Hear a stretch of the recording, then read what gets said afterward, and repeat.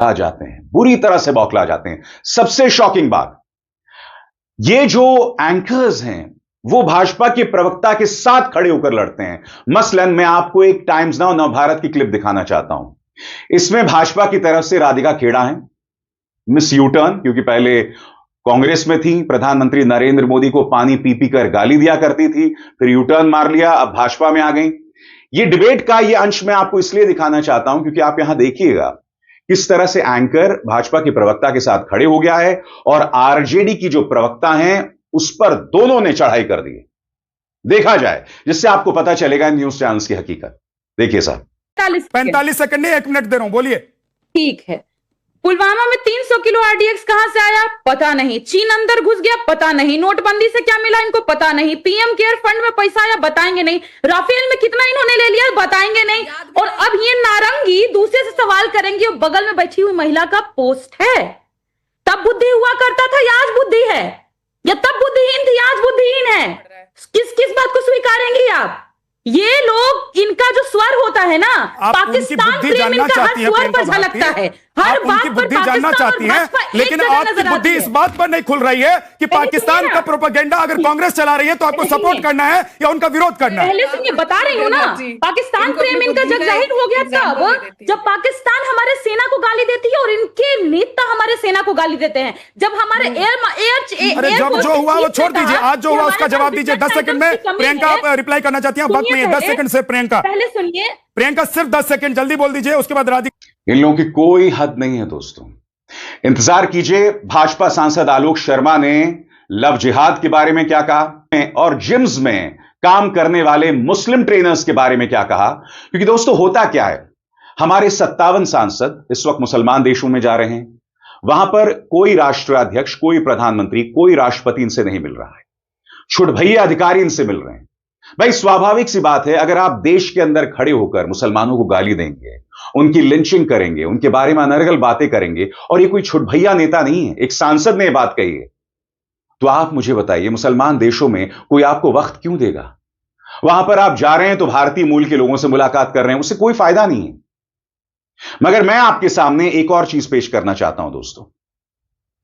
आपकी स्क्रीन पर यह है अनुपम खेर और दिल्ली की मुख्यमंत्री रेखा गुप्ता।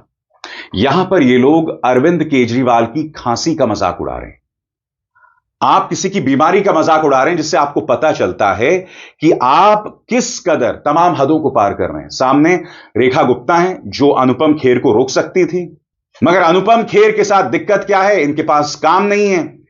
अब इन्हें किसी ना किसी तरीके से खुद को भाजपा के लिए प्रासंगिक बनाए रखना है, इसीलिए जो व्यक्ति अब मुख्यमंत्री है भी नहीं, मंच पर खड़े होकर उनके बारे में अनर्गल टिप्पणी सुना जाए। मैं बोल देता हूं, आप इतनी देर तक बोलते रही उपलब्धियों के बारे में, आप एक भी बार खांसी नहीं।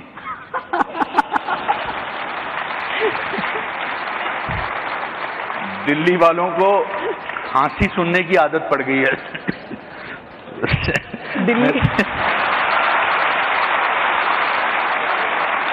मैं माफी चाहता हूं, मेरे से रहा नहीं गया कि ना आप खांसी हैं और ना यहां बैठे 2000 लोग खांसे हैं अभी तक। तो ये तो अपने आप में एक उपलब्धि है कि बहुत दिनों बाद दिल्ली में किसी को खांसते भी नहीं देख रहे हैं। अनुपम जी, दिल्ली को तो हम संभाल रहे हैं, मुझे तो चिंता पंजाब की है। हाँ अच्छा, बताइए किसी की खांसी पर मजाक बनाना। मैंने आपको इतनी मिसालें दी हैं दोस्तों, इन मसालों पर राष्ट्रीय तौर पर आउटरीच होना चाहिए था, डिबेट्स होने चाहिए थे, पत्रकारों को सवाल करना चाहिए था, मगर नहीं साहब, खामोशी बनी हुई है, खामोशी बनी हुई है। अदालतों को इस पर संज्ञान लेना चाहिए, मगर अदालतें क्या करती हैं मैं आपको बताता हूं।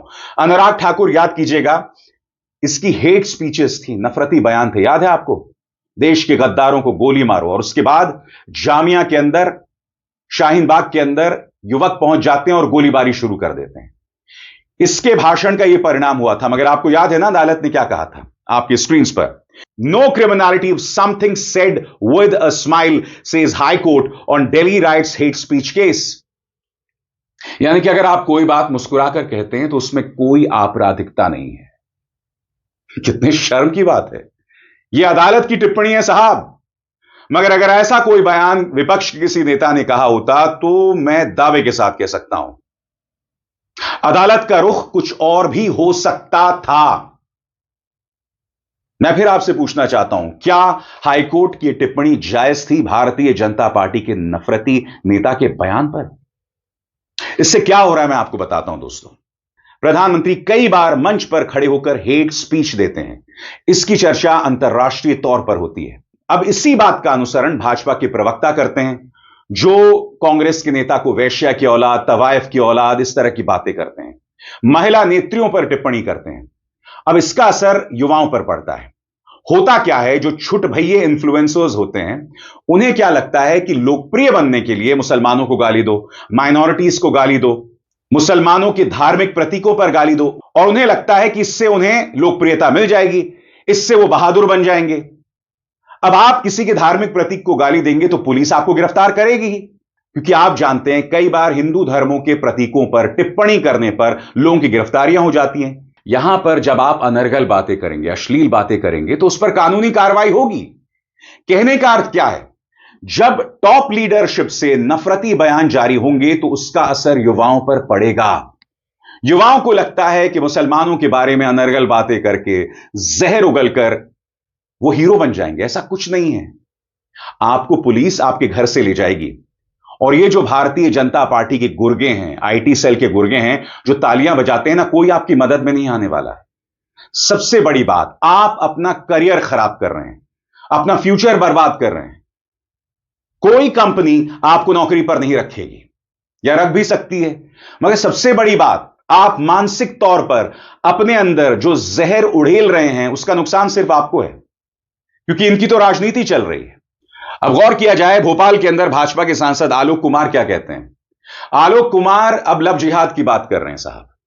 अब जिम्स के अंदर जो मुसलमान काम करते हैं, उन पर अंकुश लगाया जाएगा। मैं फिर आपसे कहना चाहता हूं, इस तरह के बयानात इनके सांसद देते हैं, और फिर आप ये उम्मीद करते हैं कि अंतर्राष्ट्रीय तौर पर ऑपरेशन सिंदूर के बाद मुस्लिम देश हमारे पक्ष में आएंगे, जब रोज आपके सांसद जहर उगल रहे हैं। आपके सांसद ने कर्नल सोफिया कुरैशी तक को नहीं बख्शा, उन्हें आतंकवादियों की बहन बता दिया। यह सब मध्य प्रदेश में हो रहा है। सुनिए आलोक कुमार ने क्या कहा। देखिए, भोपाल के कई जिम हैं जिनकी हम लोग सूची भी तैयार करवा रहे हैं, और उन सूची के अंदर जिस प्रकार से जो ट्रेनर हैं वो तथाकथित मुस्लिम समाज के हैं, उनको भी कोई अधिकार नहीं है। अगर कोई जिम है तो वहां पे बहनों को भी ट्रेनर होना चाहिए, उसकी भी सूची बना रहे हैं। इंदौर ने ठीक निर्णय किया है, आने वाले समय के अंदर इसको हम पूरी सूची को और पुलिस को सौंपने वाले हैं। पुलिस अपना काम करेगी, कानून अपना काम करेंगे। मध्य प्रदेश में डॉक्टर मोहन यादव जी की सरकार है, अब किसी को लव जिहाद की अनुमति नहीं दी जाएगी।